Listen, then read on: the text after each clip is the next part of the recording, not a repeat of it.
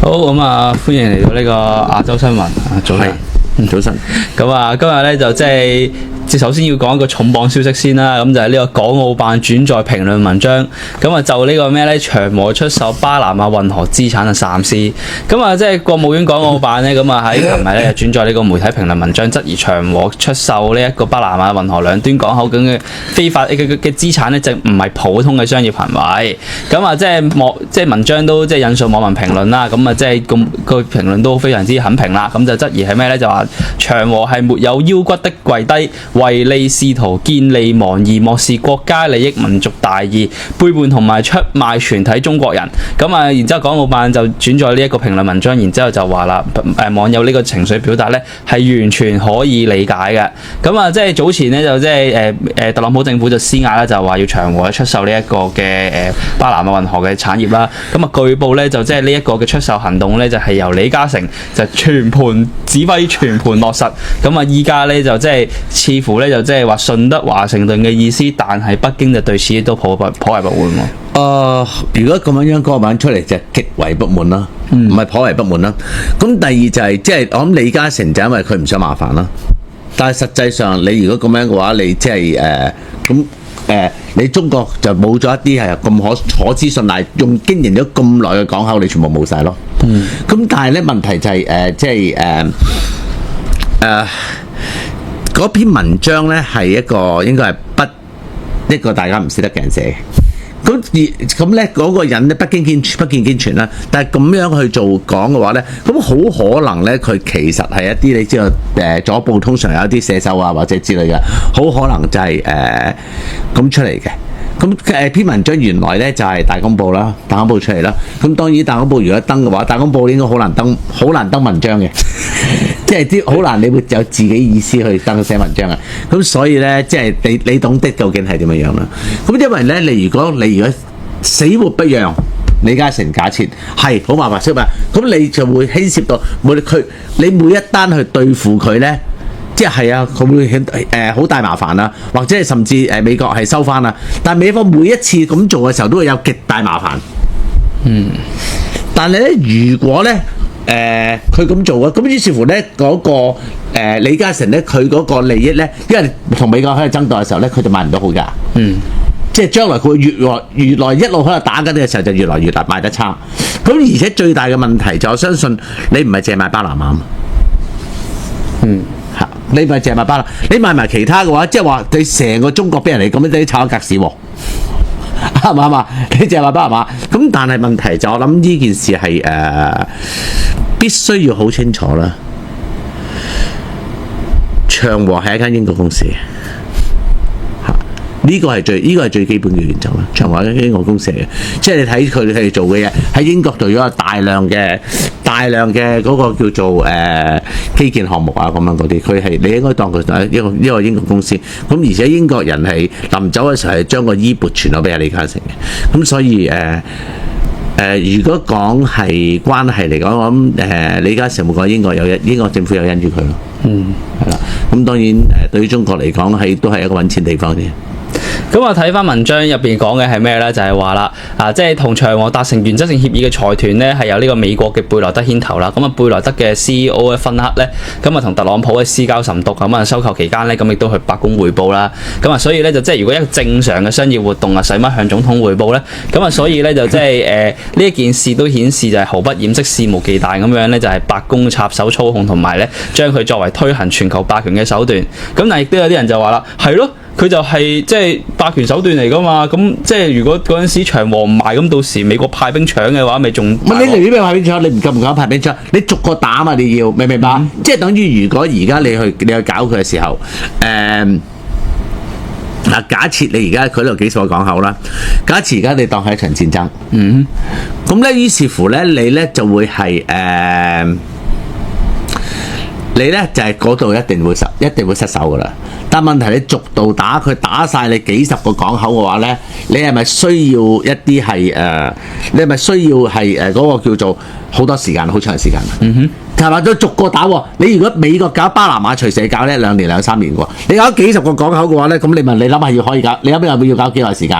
咁但係而家你拱手出任，係嘛？即係等於當年嘅時候咧，喺二戰嘅時候咧，咁香港咪喺度投降嘅。係啊，啲人就喺嗰度講英國兵嗰啲英粉咧，就講英國兵幾勇猛啊，咁嘅好令人作嘔啦嗰啲嘢係啦。因為英國兵其實就係投降。咁日本仔嘅時候，即係因為我成日睇啲日本仔啲評論噶嘛。日本仔咩睇法？就係如果香港死守戰，好似日本仔咁打到死為止，佢未必打到新加坡咯。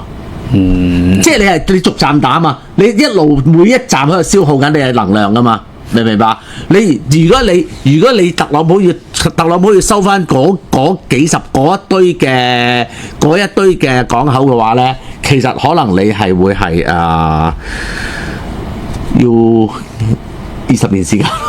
10幾廿年時間，明唔明啊？你逐站打，係啦，遲都得。咁而且呢個好使力咯，你會講。但問題就係、是，當然啦，如果你作為係香港個總督嘅時候，如果你係投降嘅話，你可以唔使犧牲咯。咁李嘉誠就唔使犧牲咯。咁啊，都有啲人就話啦，咁啊，即係北京今次嬲到爆啦，咁啊，所以開文鬧佢啦。咁啊，但係咧就即係撐李嘉誠嘅人就話啦，咁啊，即係證明北京鬧得越大力咧，就越啱。點解咧？就因為如果係得罪美國嘅話，美國會派 CIA 扮瓜佢。咁但係得罪北京嘅話，北京再過分都即係再鬧都係，只不過係用呢一個報紙嗰度鬧佢啫。即係北京唔會出手捉佢。咁所以咧，作為一個商人咧，佢係應該就向美國妥協嘅。我唔相信北京可以喺長江中心或者喺香港或者香港香港特別行政區合埋瓜佢咯。除非李嘉誠話唔係喎，覺得去新加坡或者去美國玩啊係好重要啦。即係而家其實已經係團滅咗啦。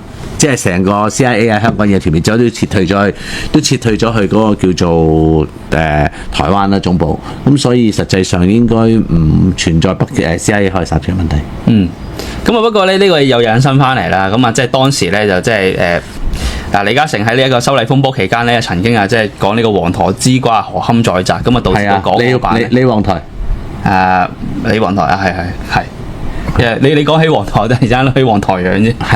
咁啊，即係呢一件事咧，嗰陣時港澳辦就已經出聲批評啦。咁啊，即係事後咧，就傳媒就話啦，江湖相言咧，即係江湖傳聞咧，就係話啦，李家嘅人咧就要請呢一個同國安相關嘅人食飯，咁啊表示呢一個即係冇呢啲咁嘅事啊，即係我哋冇撐呢一個黑暴。咁但係咧即係已經有呢一個 record 前科啦，今次又搞單咁嘅嘢出嚟，咁其實李家或者李嘉誠佢本人係想做啲乜嘢？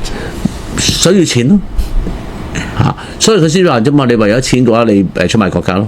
係啦。咁呢個毫無疑問啫。因為如果唔係嘅話咧，咁講咧，如果唔係嘅話咧，咁就係佢嗰堆投資泡湯噶啦，即係逐個打佢嗰堆。咁不如一次過買晒啦。咁BlackRock 就想一次過買要一次過買晒，咁一次過買俾佢咯。即係一次過賣俾美國人咯。咁啊，即係都始終都係講翻錢啦。咁啊話又説回來啦。咁其實長實喺英國嗰一堆嘅投資，同埋佢喺即係佢同埋佢喺中國本身可以發展嘅前景相比，咁其實邊一個嗰個即係投資回報高啲咧？應該咁講啦。佢無論喺中國同埋英國咧，都係前途有限㗎啦。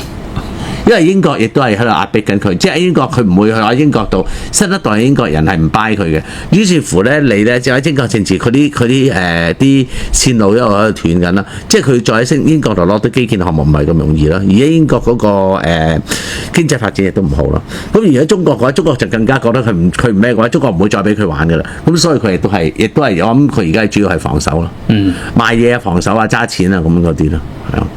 至少佢都何況佢都已經簽得拆啦，係嘛？咁點解當年佢要揀英國咧？佢揀英國嘅時候都佢可以揀英，佢可以有選擇咩？嗰陣時香港英國殖民地嚟喎，你冇英國幫你撐腰，你話可以？唔係咁，佢之後彈起咗㗎啦嘛，回歸之後咁啲錢係佢啲錢已經擠晒英國㗎啦嘛。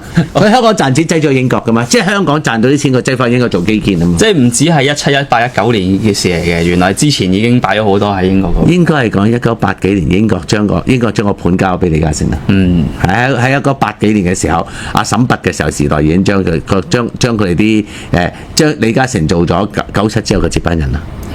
咁啊頭先就係一個再延伸啦。咁啊即係話李嘉誠之所以射美國唔射北京，就係因為覺得北京除咗出報紙鬧佢之外，唔會用其他嘢啦。咁賣 Q 晒啲嘢啦，射咩射？咁依家即係依家啦，去即係第一步啦，轉載評論文章啦。咁第二步咁北京可以有啲咩影響？冇咯。唔係啊，北京比較講道理啲啊，北京佢仲有中國仲有啲嘢，北京都唔會夾硬沒收你，唔會夾硬美國人蠻不講理噶嘛。咁你梗係搞掂個蠻不講理嘅，即係 please 個蠻不講理嘅人，然之後係嗰個叫做對於益你嗰啲人啦，咁就要客氣啲咯，係咯，即係所以佢會對北京客氣啲，因為北京比較合理啲咯。咁啊，依家呢件事件咧，如果你話即係李嘉誠企硬咁，然之後美國咧就即係用呢一個洗還手，咁啊北京咧就可以喺呢個外交操作空間就非常之大啦。咁但係依家咧就即係李嘉誠咧直接咧就將成個盤咧就拱手相讓。嗰日佢需要收錢啊嘛，如果唔係佢收唔到錢嘅，嗰堆佢 way off 噶啦。咁啊拱手相讓嘅情況之下，咁亦都即係有啲即係點講好啊？負面嘅睇法就係話啦，喂咁。巴拿馬，你話邊場莫及，咁唔通其他海外嘅投資都係好近嘅咩？咁啊，你咁樣搞法，咁樣個一嚟就即係倒戈，或者你保護唔到嘅話，咁即係中國一帶一路唔使做噶咯喎。中國一帶一路係如果你因為佢而家嗰堆你應該要咁咯，你要同佢死硬台拼咯，即係你唔拼，你為咗錢你唔拼嘅話就冇。如果個個都為咗錢而唔拼，就冇做。所以到最後都係，所以到最後中國都係覺得國企可靠啲咯，係咪？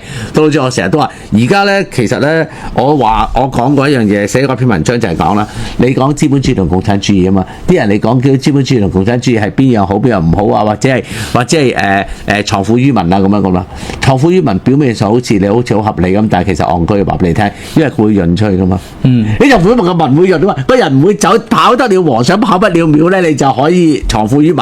而家藏富於民根本就戇居，係我嚟麻醉嗰啲人係戇居，係咩啫？係欺騙嗰個人民嘅手段咯。即係咪講緊國企穩陣啲啊？喂，你仲貪污，至少我可以捉你翻嚟，捉你坐監，拉你去槍假把，就算唔係你都我去搞你啲屋企人，咪有好多辦法噶嘛。但係如果你一去小政府，你就大鑊噶啦，因為小政府嗰啲人就全部潤晒，而家有咩嘢啲人就風吹草動走晒噶。何況而家香港，而家呢個大陸嚟講，國企搞咗咁多年嘅話，而家啲國企全部都精晒，個個都即係都好多都運作得唔錯咯。